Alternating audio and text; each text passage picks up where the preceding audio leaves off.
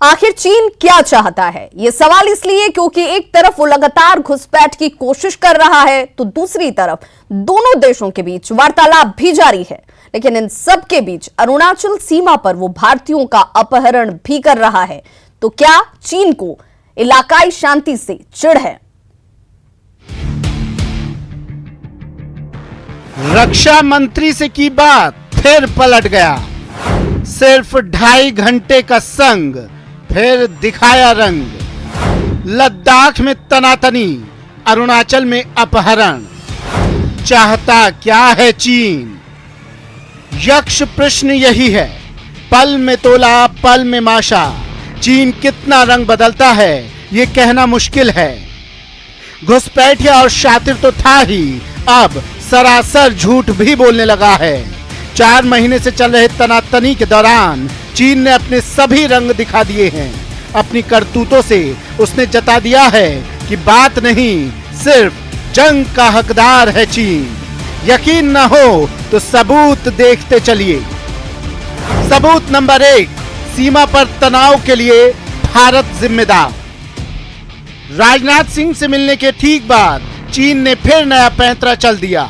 हमेशा की तरह इस बार भी चीन ने पहले बातचीत से मुद्दा सुलझाने का नाटक किया और फिर 2 घंटे से ज्यादा चली बैठक के बाद पूरी जिम्मेदारी भारत पर डाल दी। चीनी रक्षा मंत्री वेई फेंघे ने कहा कि दोनों देशों और सेनाओं के बीच संबंध सीमा विवाद की वजह से प्रभावित हुए हैं और इसकी पूरी जिम्मेदारी भारत की है। सबूत नंबर 2, नहीं छोड़ेंगे अपनी 1 इंच जमीन। पहली बात की कौन सी जमीन? चीन मैकमोहन लाइन को मानता नहीं। 1962 के बाद जो मौजूदा LAC है उस पर वो लगातार घुसपैठ कर रहा है। फिर कह रहा है 1 इंच जमीन नहीं छोड़ेंगे। चीन की तरफ से बयान भारत और चीन के रक्षा मंत्रियों के बीच मॉस्को में हुई बैठक के बाद जारी किया गया है। वी फेंग ने कहा कि सीमा विवाद के चलते भारत और चीन के संबंध गंभीर रूप से प्रभावित हुए हैं और ऐसे में जरूरी था कि दोनों देशों के रक्षा प्रमुख आमने सामने बैठकर खुले तौर से बातचीत करें। बता दें कि रक्षा मंत्री राजनाथ सिंह और चीनी रक्षा मंत्री जनरल वेई फेंगे के बीच मॉस्को में बैठक 2 घंटे 20 मिनट तक चली, जहां भारत ने अपनी सभी मांगों को पुरजोर तरीके से रखा। रक्षा मंत्री कार्यालय की तरफ से जारी बयान में कहा गया है, बातचीत के दौरान रक्षा मंत्री ने चीनी सैनिकों की कार्रवाइयों, उनका आक्रामक व्यवहार और द्विपक्षीय संधियों का उल्लंघन करते हुए जमीनी हालात को एक तरफा बदलने की कोशिश के मुद्दे पर जोर दिया।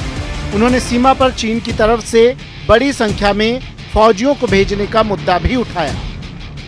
ये तो हुई कूटनीतिक बातें।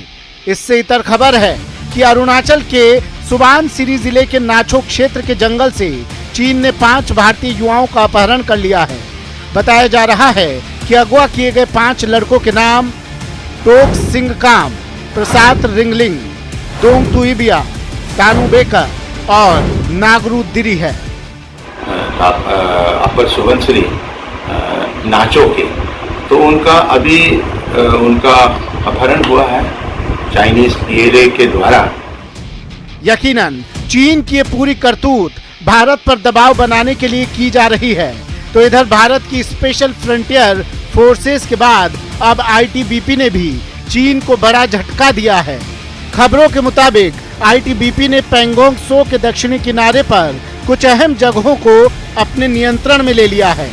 बताया गया है कि ITBP के जवानों ने ब्लैक टॉप एरिया के पास कुछ जगहों पर मोर्चेबंदी भी कर ली है। Bureau report, news 18 network. तो खबरों का सिलसिला लगातार जारी, आप देखते रहिए न्यूज़ 18 बिहार झारखंड।